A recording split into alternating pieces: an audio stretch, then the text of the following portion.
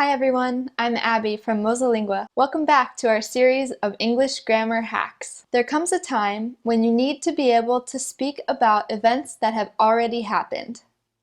That's why today I'm going to tell you about how to talk about the past in English, the easy way.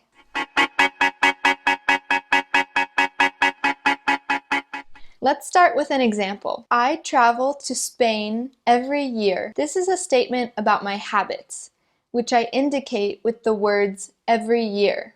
So I can use the simple present. Easy enough. Last year, I traveled to Spain. This is a statement about something that I did in the past. Last year, to be precise. So I need to use the simple past. What do you notice about the present travel and the past traveled? As you can see, by simply adding ed to the end of the present form of travel, I made the statement in the past. This is the past simple tense.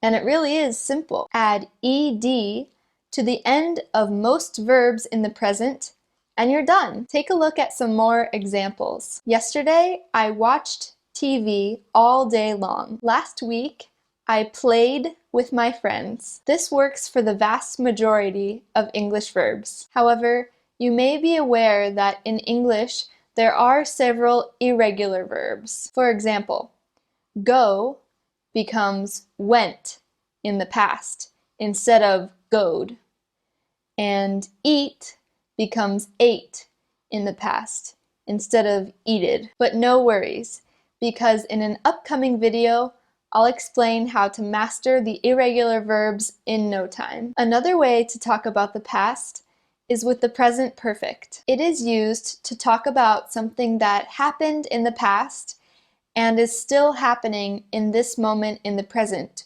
or had an effect on the present. This tense often gives English learners some difficulty, but I have good news for you.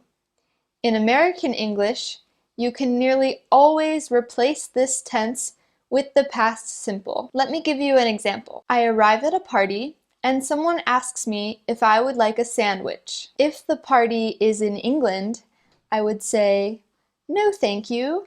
I have already eaten." In America, even if I already ate before I came, I would still accept the sandwich. Just kidding. In America, I could decline by saying, "No thanks, I already ate." Here, in American English, it feels much more natural to use the past simple ate rather than the present perfect have eaten. And it's much more simple to construct. That's all for today. Subscribe to our channel so that you don't miss out on any of the other English language hacks or our other great videos. And if you have a question about what we covered today, leave us a comment below. Happy learning and see you next time.